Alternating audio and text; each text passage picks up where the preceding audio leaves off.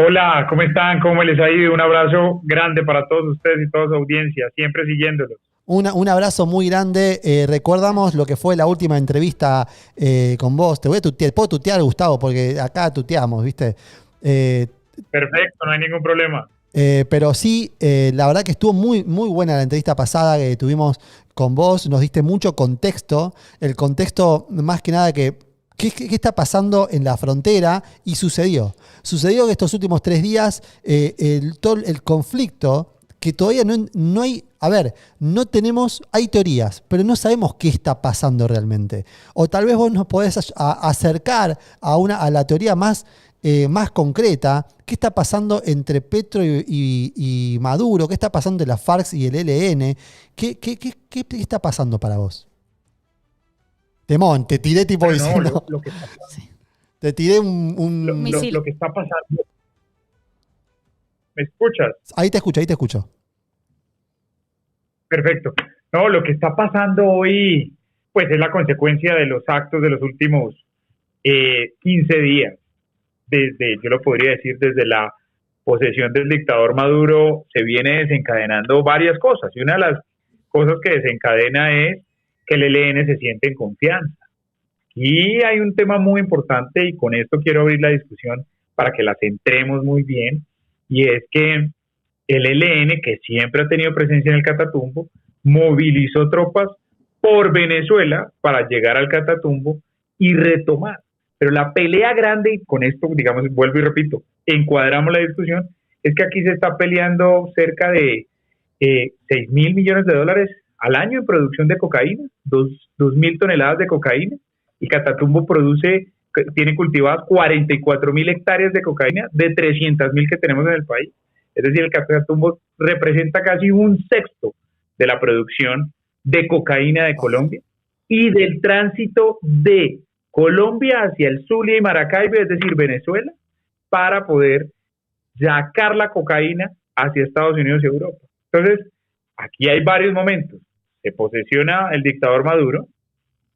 El ELN siempre ha sido protegido por el dictador, un viejo aliado siempre. Tiene presencia el ELN en 8 estados venezolanos y se toma la confianza para, desde el inicio, desde un mes, se pudo haber demorado un mes para movilizar toda su tropa para llegar al Catatumbo, desde Arauca, desde el Arauca colombiano, desde la altillanura colombiana, se metió a Venezuela y llegó a atacar a el Catatumbo al Frente 33 de las disidencias de las FARC, que tiene otro problema, y es otra discusión con el tema de paz total.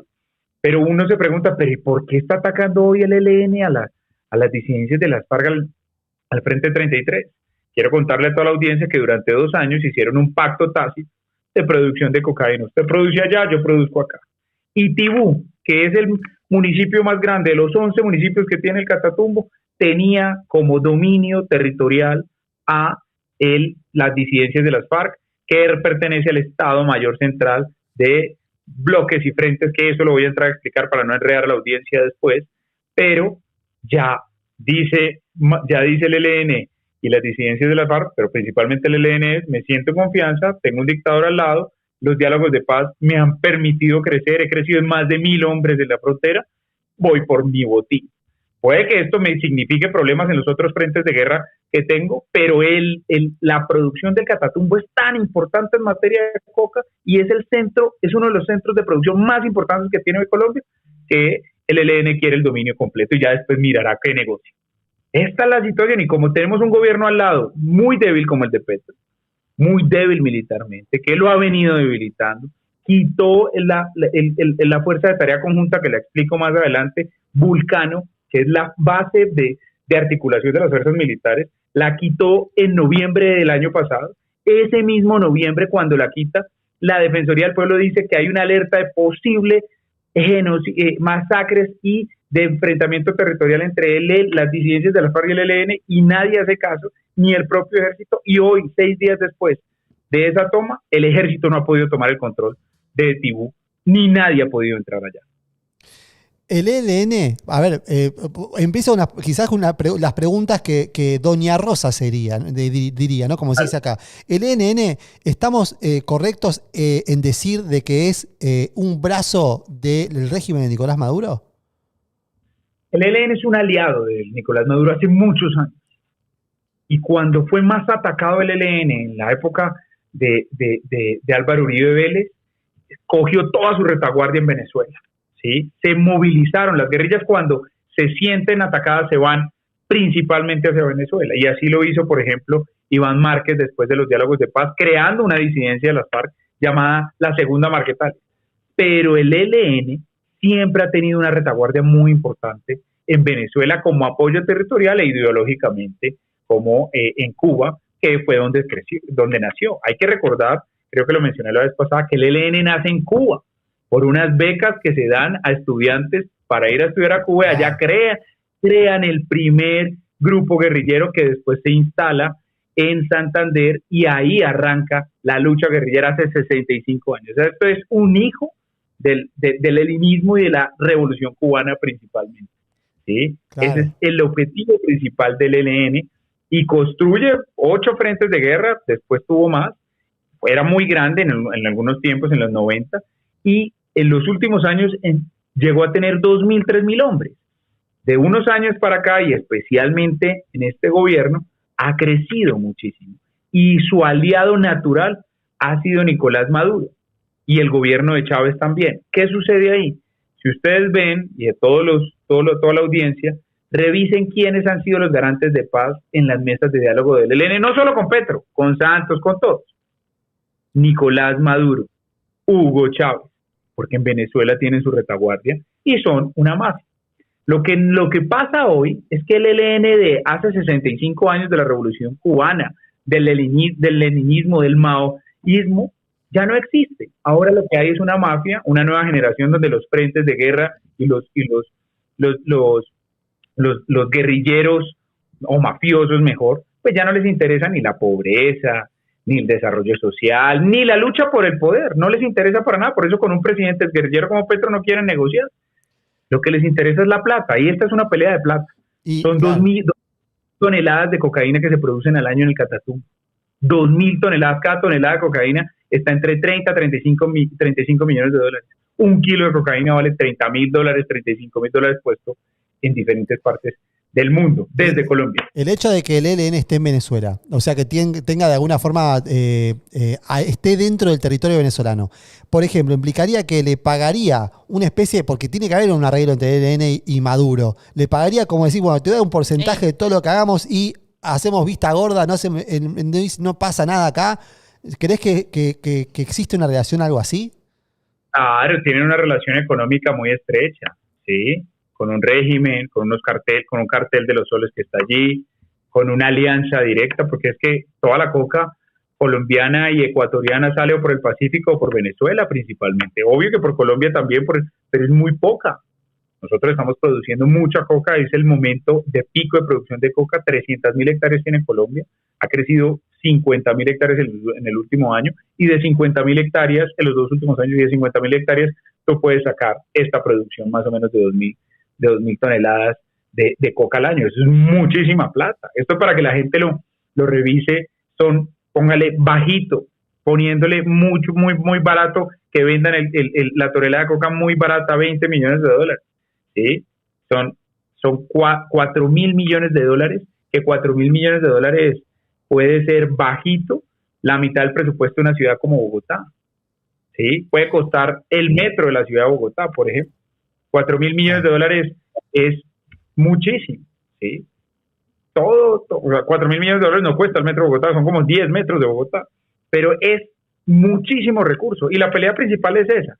Entonces, se generó todo ese contexto. Maduro en el gobierno, debilidad de Petro y las fuerzas militares, quitan la herramienta de articulación de las fuerzas militares, que es la Fuerza de Tarea Conjunta Vulcano, que siempre había actuado ahí y tenía sede en el Catatumbo.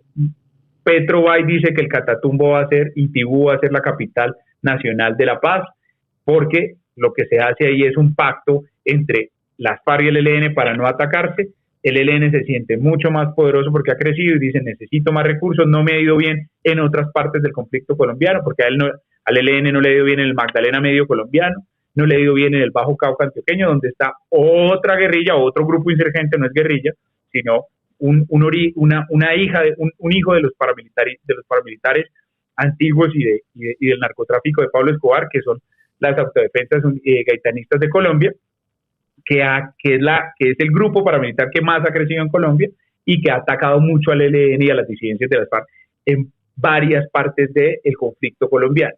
Entonces el ELN dice, puedo ganar esto, saco a las autodefensas gaitanistas y me quedo yo con el control y saco a las disidencias de las FARC. Pero ¿cómo lo hace? Que es lo más importante. Claro. Lo hace por esta regla.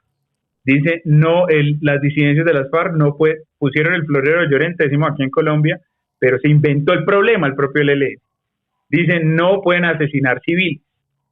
Y el día antes, el 16 de enero, que arranca este conflicto, es decir, el 15, hubo un asesinato que es la punta del iceberg de esto en la justificación del ELN, que es de Andrés López, un joven de 30, 40 años, lo asesinan a él, a su esposa y a su bebé de meses. Sí, lo vimos todos.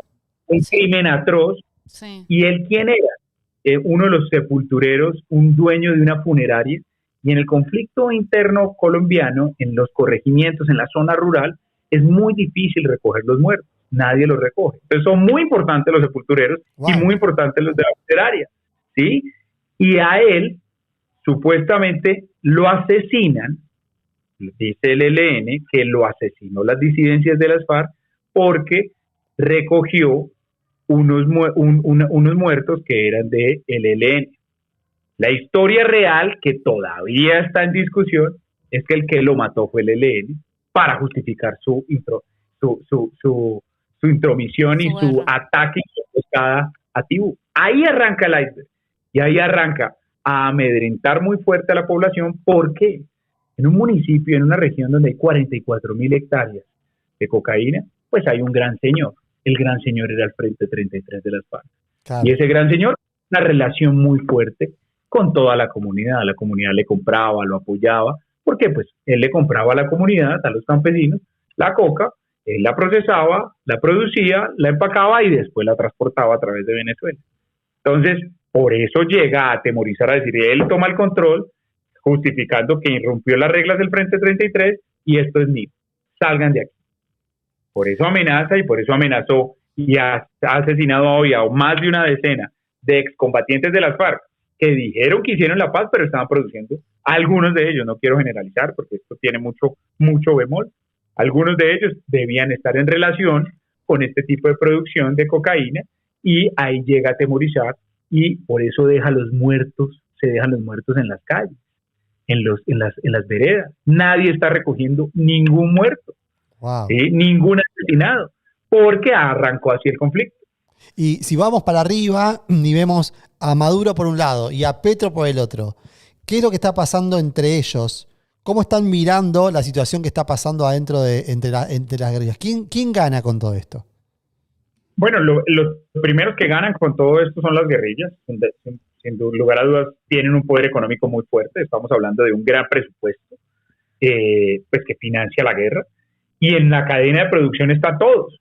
Entonces, hacia Venezuela hay un poco de actores que tienen un beneficio económico directo por la producción de cocaína, ¿sí? Que lo tienen hoy, y ahora el ELN, que puede tener una mayor relación con el gobierno, con la dictadura de Maduro, puede haber un beneficio, ¿sí? Y en el lado colombiano yo no siento que haya un beneficio para Petro, es mi opinión. Yo creo que hay una torpeza de Petro, ¿sí? Y está metido en, digamos, varios inconvenientes. Uno, ideológicamente, su apoyo o no a Maduro, pues no lo ha podido definir y con esto pues queda como más complicado. Él siempre ha dicho, no quiero cerrar la frontera, ¿sí? Igual, si lo hubiéramos cerrado, ya sabemos que el ELN coge de cualquier trinchera, pero genera un poco de presión sobre qué es lo que está haciendo. Petro, ¿qué le sucede? Petro quiso hacer la paz, pero la quiso hacer mal, desde mi punto de vista, y lo dije hace poco también en otros medios de comunicación, lo decía, y es, cuando tú quieres hacer la paz, tú entras a una negociación, y en la negociación tú cedes y ganas. Tú no solo puedes ceder, Claro. Donde más creció el Frente 33 de las FARC y donde más creció el ELN fue en los ceses al fuego bilaterales. En los últimos 2 años, Petro les concedió ceses al fuego, no ataques, les amarró los fusiles de las fuerzas militares, les dijo no me ataquen a nadie. Y la verificación fue muy débil, porque el ELN sí asesinó. Por eso hace 6 meses quiso suspender los diálogos con el ELN en Arauca, porque asesinó a civiles. Claro. Y hoy toma la decisión porque ya hay una masacre, pero si no lo hubiera dejado. Pero esto viene de un ejercicio pésimo de paz, para no decir que estamos en contra de la paz. La paz hay que saberla hacer, pero para negociar tú no puedes debilitar a tu equipo para poder hacer una negociación. Tú vas más fuerte con tu equipo, tú tienes que fortalecer tu equipo. Y lo primero que tuvo que haber hecho Petro fue fortalecer las fuerzas militares, darles más presupuesto, no desarticular. Yo les cuento aquí a la audiencia y es la estrategia militar que está en la política de seguridad y defensa hoy de Colombia, es una estrategia de 1990, donde no muestra articulación entre las fuerzas. Mire, la base acá, Petro acabó los bombardeos. No tenemos apoyo aéreo, nosotros tenemos unas bombas muy importantes que vendemos al exterior, que son de muy buen calado, que son las MK-82, que tienen pruebas en Colombia en nuestro conflicto armado, y un bombardeo en zonas específicas destruye cualquier guerrilla y la debilita puntualmente. Petro acabó eso, ya no se puede bombardear, por eso es que no tiene el apoyo el apoyo aéreo es llevar tropa aérea, pero es tropa al mismo nivel. Nosotros tenemos una ventaja, nosotros tenemos una serie de componentes importantes, como el avión fantasma, como otro tipo de aviones que les ganamos a las guerrillas, pero hemos renunciado a esa capacidad. ¿Por qué? Por un tema ideológico y porque creer que la paz se hace diciéndole, venga, hagamos la paz, démonos una mano. No, este es un negocio. Esta gente no va a perder un negocio de 4.000 en el Catatumbo y más de 10.000 en todo el país.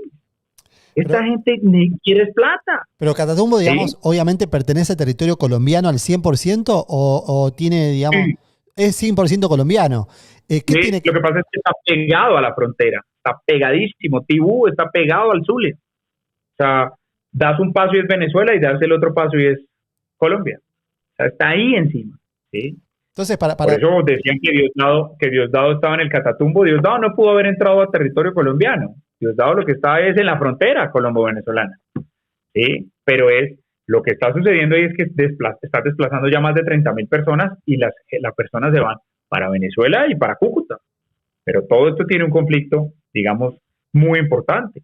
¿Qué sucede también con el tema de la paz, con Petro? Y es que al darle los ceses al fuego y al debilitar las fuerzas militares ya no tiene cómo recuperar esa zona. Si la quiere recuperar, tiene que hacer 2 cosas.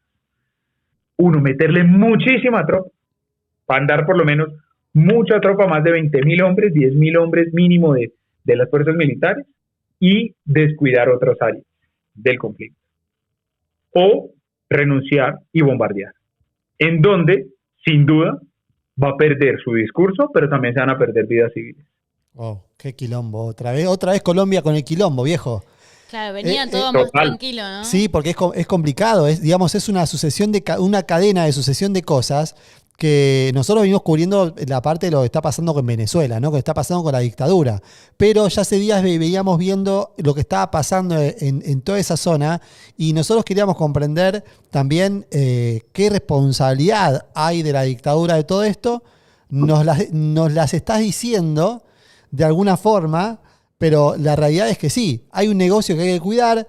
El ELN está protegido puntualmente por el régimen de Nicolás Maduro, si no, no podrían ejercer. Y ahora vemos imágenes de tropas colombianas y también tropas venezolanas. ¿En contra quién? Digamos, ¿cuál es vendría a ser el enemigo para la tropa colombiana y el enemigo para la tropa venezolana? Eso también no está claro. Sí, el enemigo para la tropa colombiana y el enemigo para la tropa venezolana en el papel debería ser el ELN y la guerrilla de las FARC. Los dos, o sea, ir contra los dos. Total, porque los dos estaban en procesos de paz. Las FARC hizo un proceso de paz con Santos, que de ellos salieron una disidencia, que se volvió después 3 disidencias, y ahora son 3 disidencias. Se volvió 2 disidencias y después se volvieron 3 disidencias. La disidencia más fuerte era la disidencia Estado Mayor Central, que era el Estado de varios bloques que se reorganizó bajo un líder que se llamaba Iván Mordisco y Gentil Duarte. Nosotros en el ministerio neutralizamos a Gentil Duarte, ¿sí? Que tenía una competencia con Iván Mordisco. Y a Iván Mordisco, que está más hacia el sur, más pegado hacia Ecuador, se le nació un nuevo líder, que es Calarcá, que creó una escisión de esa guerrilla, que es el Estado Mayor de Bloques y Frentes, que es el que tiene o tenía el dominio del Catatumbo hasta hace unos días. A ese atacó el ELN. Pero entonces hay dos tropas yendo hacia allá y aquí empieza a jugar el juego. Porque el objetivo en la mesa es el ELN y las FARC. Pero para nosotros como colombianos, hoy hubo un tema terrible. Y yo lo denuncié, nadie lo había denunciado, y también lo que digo acá, y es que al tener a Diosdado ahí en la frontera, la Fuerza Aérea Venezolana traspasó nuestra frontera aérea y se metió en nuestra soberanía con los Sukhoi, que son sus aviones de superioridad aérea de fabricación rusa, y esa es una provocación y una amenaza directa a nosotros. Siempre lo hemos visto. No sé si la vez pasada les comenté, sí, que en la Constitución venezolana hay una parte donde dicen que Venezuela realmente es la Venezuela de 1821, por eso hablan del Esequibo guyanés y por eso lo pelean. No nos pelean tanto a nosotros porque tenemos más fuerza y tenemos bases militares gringas también acá, que amenaza un poco eso. Pero con un gobierno débil como el de Petro, cualquier cosa puede suceder. ¿Qué hace Maduro? ¿Qué hace Diosdado en la frontera? ¿Qué fue? ¿A recoger 20.000 desplazados y a tratar de hacer política con eso? ¿Puede ser? ¿O puede ser un interés adicional moviendo tropa alrededor de él? Y eso es una invasión como vos planteás, es una invasión a la soberanía de Colombia. ¿Y qué dijo Petro de eso? No dijo nada porque los medios de comunicación no sacaron tan grande la noticia. Y tiene dos caminos, decir, sí, fue momentánea, o dos, sí, nosotros les dimos permiso, tal cosa, que serían las dos terribles para él. Pero eso es lo que está sucediendo, y es provocando a los militares colombianos, que más allá de que el presidente, el ministro de Defensa piensen A o B, tienen un deber constitucional de defender nuestras fronteras y nuestra soberanía nacional, que implica territorial, naval y aérea. Lo que sucede es que nosotros debimos haber comprado unos aviones de superioridad aérea iguales superiores a los Sukhoi que tiene Venezuela hace muchos años. Petro los prometió en estos 2 años y no lo ha logrado, ¿sí? Que también hace parte de ese debilitamiento de nuestras fuerzas militares. Entonces aquí empiezan las hipótesis, porque de aquí para arriba son hipótesis. ¿Cuál es tu hipótesis? Sí, o sea, ¿cuál es tu hipótesis? Porque es importantísimo. O sea, ¿qué mejor que vos para dar la mejor hipótesis? Mi hipótesis más certera, obviamente que todas las hipótesis hasta que no se prueben y no pase el tiempo no sabemos si se vuelve teoría ni si se vuelve realidad, es que el matrimonio de Maduro con el ELN le dio la confianza al ELN para tomarse ese poder, darle unas garantías adicionales a una serie de personajes oscuros de Venezuela que están en el narcotráfico, de hecho muchos de ellos con el beneplácito del gobierno y muchos dentro del gobierno venezolano o de la dictadura venezolana, y se aprovecharon de esa tarea. Lo que está haciendo Diosdado hoy en este momento es para mí una provocación también, con una justificación. Claro que el gobierno lo va a ver así porque es un aliado de él, con una provocación a nuestras fuerzas militares, llevando tropa, diciendo que va a proteger su territorio, y ahí puede pasar cualquier cosa. Lo que sí es claro es que el gobierno colombiano, si hay una confrontación o un intento de confrontación, no va a permitir que las fuerzas militares defiendan nuestro territorio. Hay que ver qué pasa con el llamado el decreto de conmoción interior, que le da unas facultades a Petro adicionales. Yo no creo personalmente en eso, me critican, pero yo no creo que un personaje como Petro haya luchado 30 años por la democracia para tratar de quedarse como dictador, pero ante las dudas es mejor abstenerse y vigilarlo muy bien, porque conmoción interior en Colombia no hay desde hace 23 años. La último intento fue hace 17 años. Entonces, y eso lo criticaba mucho Petro y lo está haciendo, lo saca mañana ya el decreto firmado. Y esto es un juego muy importante por las próximas elecciones, porque ya en Colombia, como nunca antes, arrancamos a hacer elecciones desde el mes de enero por lo agitada que está la agenda nacional, la agenda internacional con Trump, que agitó mucho nuestro país y nuestro vecindario, y con el dictador Maduro. Todo lo que pasó. Y el decreto que vos decías que hizo Petro, el de conmoción que comentabas recién, ¿En qué consiste en realidad? ¿El que podría, que decías que estaba firmado mañana, ya estaría vigente? ¿En qué consiste eso? El estado de conmociones, ¿no? Los decretos de conmoción interior están en nuestra Constitución política y es para garantizar la soberanía y el orden público, ¿sí? En el artículo 213 de nuestra Constitución se señala cuáles son las condiciones. Los decretos duran 90 días y en esos 90 días el presidente puede sacar leyes por decretos con fuerza de ley, ¿sí? En esos 90 días, unido a una emergencia económica, que es otro modelo también, pero es más restrictivo, solo lo económico, puede sacar nuevos impuestos, puede mover recursos para las tropas, para recuperar áreas específicas, puede hacer traslados presupuestales, puede organizar, digamos, muchas cosas del Estado sin pasar por el Congreso y se vuelve un pequeño dictador en 90 días. Esa es la realidad de la conmoción interior.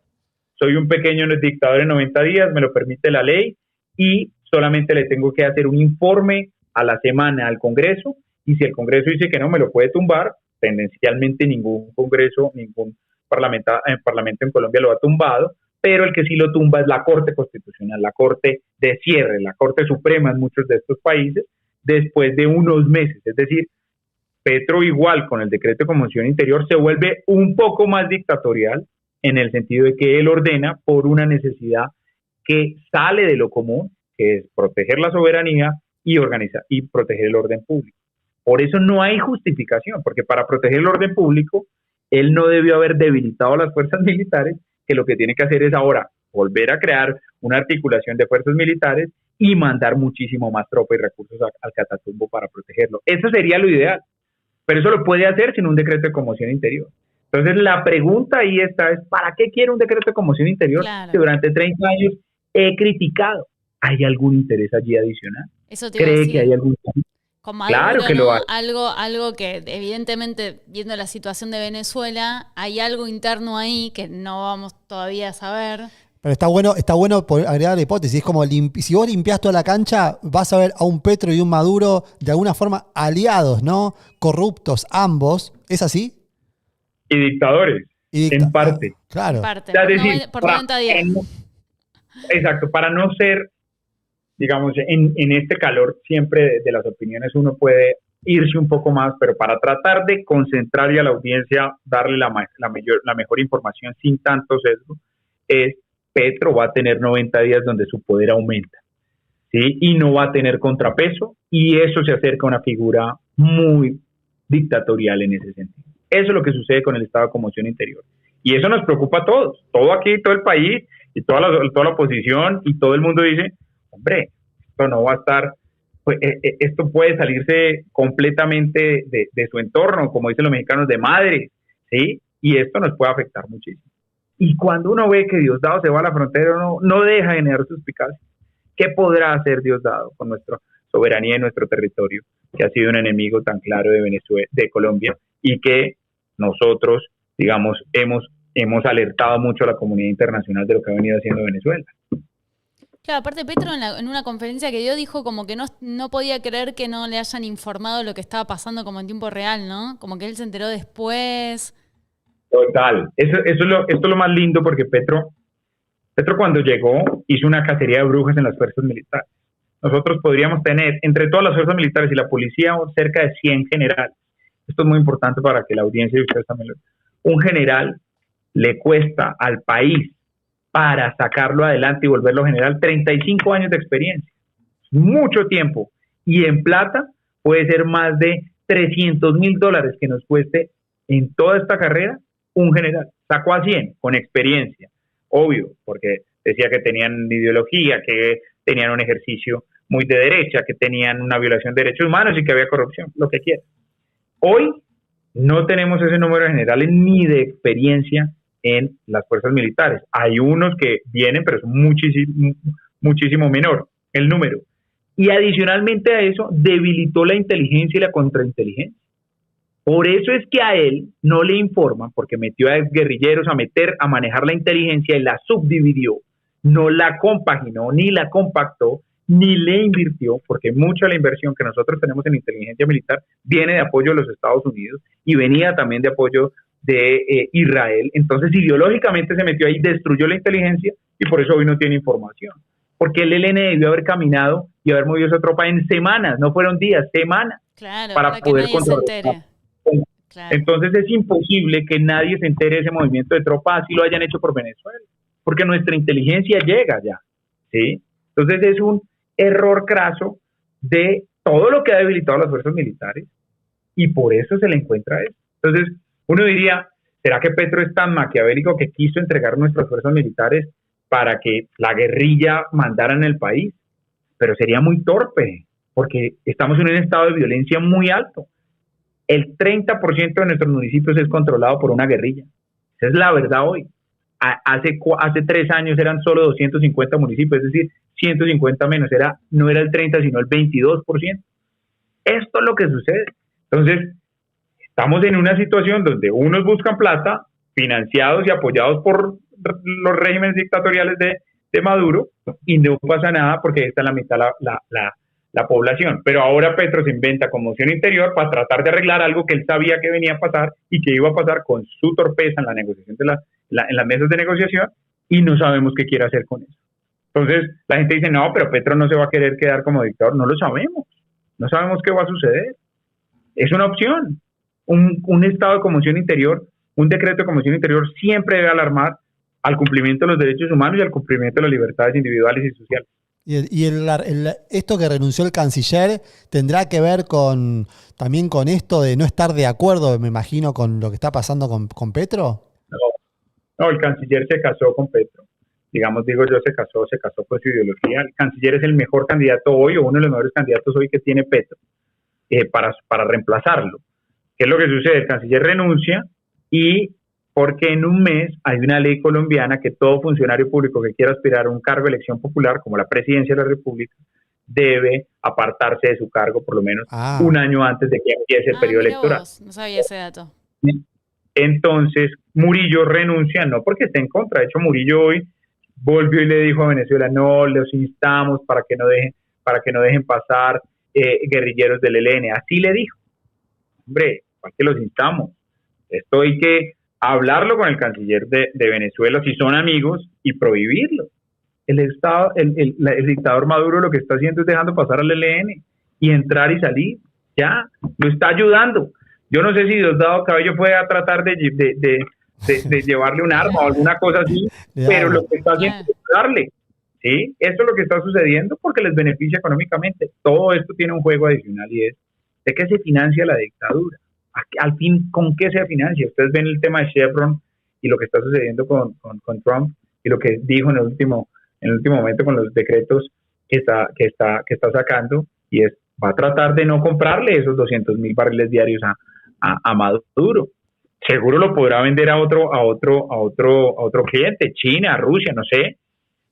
Pero de todas maneras aquí hay dos formas de financiar esa dictadura. Una es sin duda el petróleo y la otra la coca. No hay más. Claro, no hay más para dónde lo financian. Entonces el Catatumbo es una fuente de financiación de un aliado muy cercano que siempre lo ha apoyado y que le puede dar recursos para poder tratar de salir de la crisis. Y esto está Estados Unidos. Igual ahora el Casa Blanca, digamos, ¿cómo podría llegar a ver esto? Porque esto en teoría Colombia tiene bases americanas ahí. ¿Cómo crees que puede llegar a ver esto? Sí, pero digamos nosotros la debilidad que tenemos es que tenemos un gobierno que no va a tratar de hacer nada en contra de Venezuela, ¿sí? Y ahí es muy difícil que Estados Unidos se meta militarmente, excepto que Trump lo decida y presione, ¿sí? Pero así que porque está en las tropas no es un camino lógico al menos, ¿sí?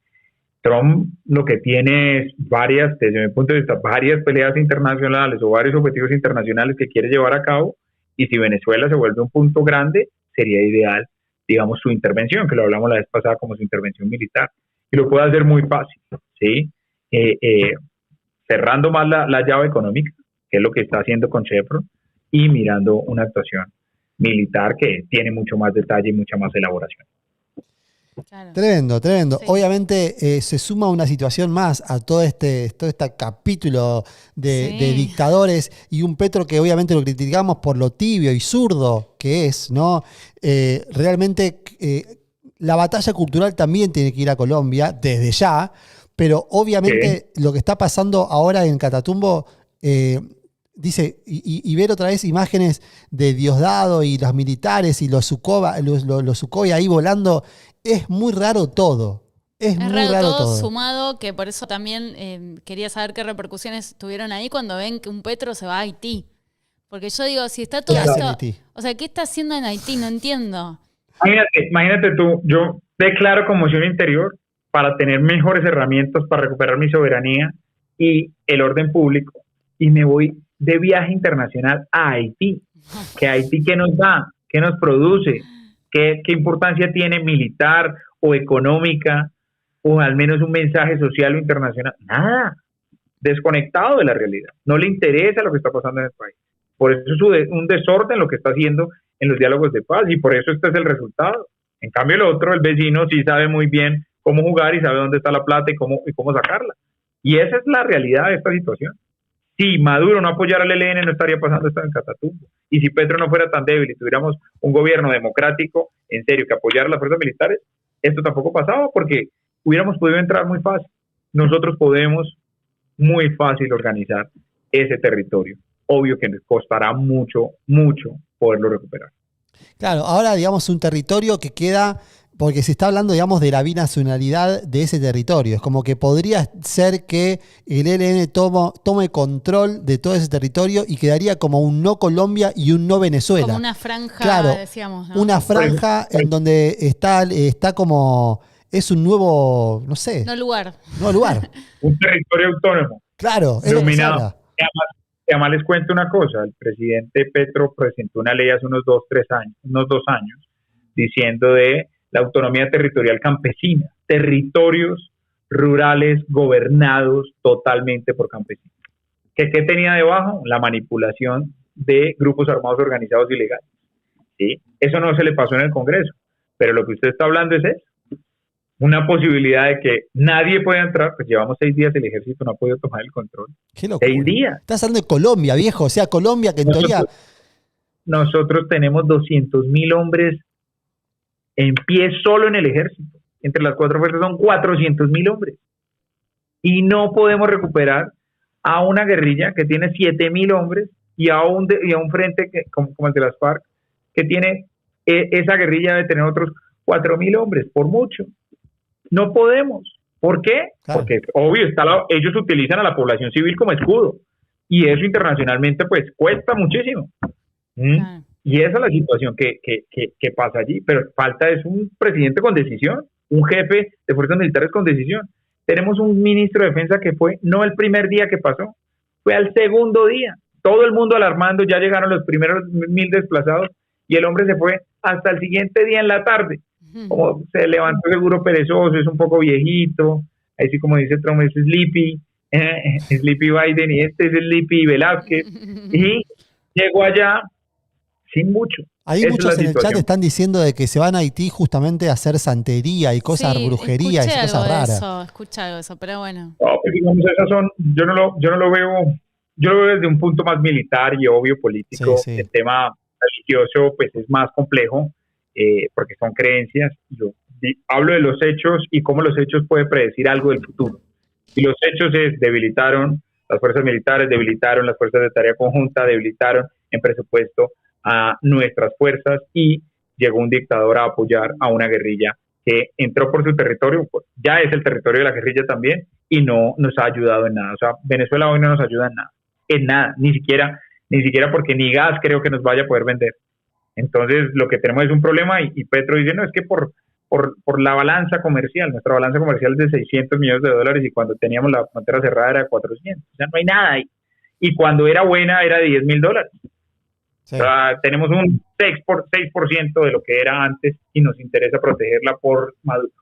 Igual que ideológicamente, el no rechazo a su dictadura es por acomodarse y por tratar de decir, yo puedo llevar a Maduro a la línea democrática. A Maduro no le interesa la línea democrática, le interesa llenarse de recursos para, si lo llegan a atacar, poder atacar.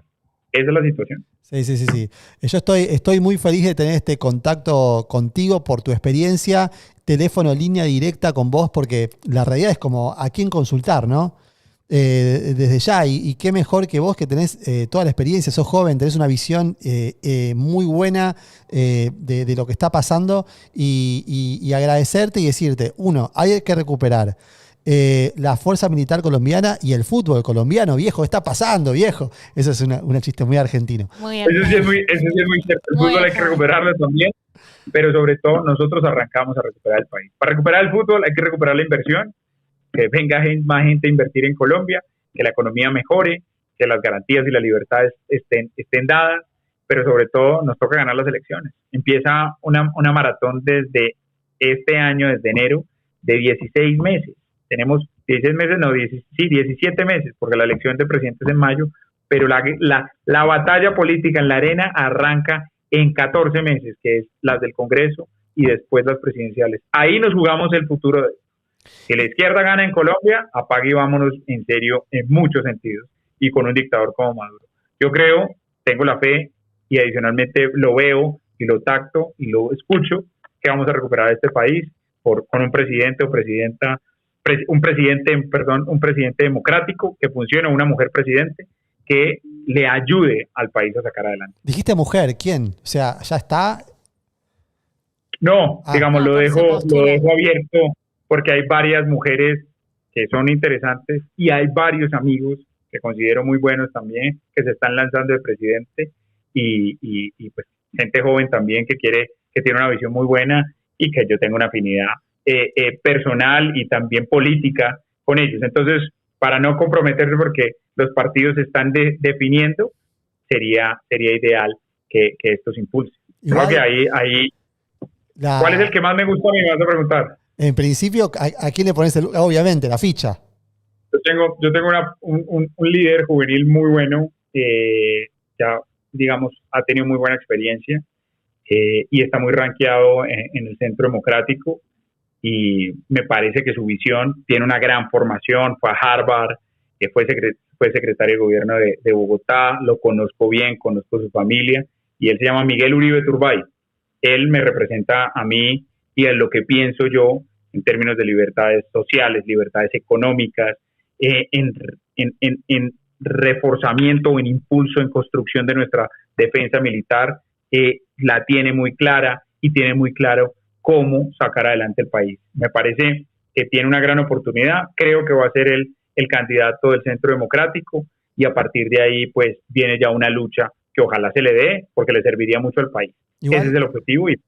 Sí, desde afuera te digo, y más como se están dando el panorama con Trump y su velocidad, con Milei y su velocidad de cambios en la región, lo que está pasando en Paraguay, y cómo se está degradando rápidamente lo que está pasando con la situación humanitaria en Venezuela. Yo creo que vamos a tener novedades antes de los 16 meses, porque las aguas se están moviendo muy rápido y esto para los partidos de izquierda es un problemón. Y Petro quedó muy mal parado ante el mundo.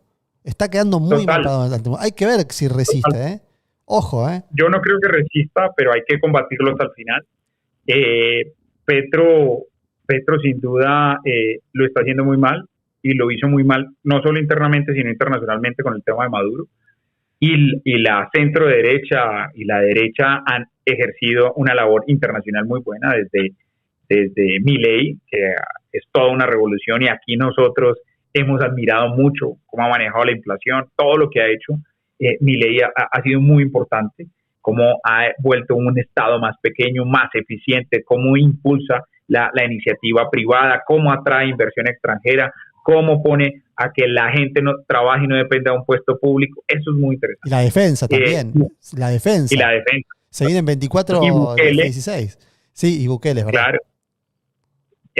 La compra de aviones de superioridad aérea excelente de Milei, nosotros también lo necesitamos. Y Bukele nos ha traído también una visión sobre el tema punitivo, criminal, que ha sido muy importante. Aunque mucha gente dice que no es sostenible en este ejercicio, son mensajes muy importantes que hay que hacer y que los países los tienen que tener. A mí sí me parece sostenible. Y se ha sostenido, y Salvador nunca había sido antes, así como lo es hoy. Y la llegada de Trump, que nos interesa que la región mueva y patee un poquito el tablero y que desocupe todos esos males de izquierda y de comunismo y de socialismo que se nos han metido, sin hablar más allá, es la competencia política. No quiero señalar acá ninguna persecución ni vital ni nada de esto, sino es la competencia política para que Trump impulse esto, pero especialmente de Trump Marco Rubio. Yo creo que Marco Rubio juega fenomenal. Le vi la foto hoy de María Corina Machado y de Edmundo y la puse yo también en mis historias y en mis redes sociales. Digo, qué grande, ojalá la podamos sacar, qué tipo, y ojalá ese algún día sea presidente de Estados Unidos, un man con origen o con ascendencia latina. Entonces creo que sí funciona y creo que en nuestro caso tenemos que definir. Yo estoy con Miguel Uribe, ojalá le vaya muy bien a Miguel Uribe, vamos a hacer todo el esfuerzo para que él pueda hacerlo y pueda representar y cambiar este país. Y Vicky Dávila, ahí, porque mucha gente dice, Vicky Dávila también está tomando fuerza ahí como mujer, ¿no? Vicky Dávila es muy buena, es una outsider también muy interesante. Hay que ver cómo evoluciona ese tema y sin duda no hay nada descartado entre Vicky, el Centro Democrático y Miguel. Hay que revisar cómo nos va. Este es un camino todavía que le falta meses y pues que gane el mejor y ojalá que gane el candidato. Uno siempre quiere que gane el candidato con el que uno está, porque es el que es más cercano, el que lo escucha a uno, el que dice, oiga, mire, pilas con esto, y pues en mi caso ese es Miguel. Bueno, igual te agradecemos un montón por la participación, mucha data tiraste.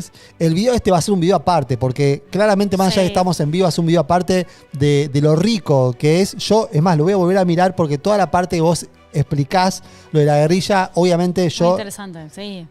Me pierdo, pero es muy rico, muy interesante. Me quedé pensando, las Fuerzas Armadas no pueden, o sea, desestimar la orden de Petro, ¿no? ¿O sí? Sí, no, siempre tienen que seguir esta situación y además nosotros hemos vivido en democracia gran parte de nuestra historia del siglo XX y todo el siglo XXI gracias a nuestras Fuerzas Armadas y lo han hecho muy bien en el sentido de acatar la decisión popular. Petro ganó las elecciones, eso nadie lo niega, ¿sí? Y nuestras fuerzas militares siguen obedientes. Te pongo el caso.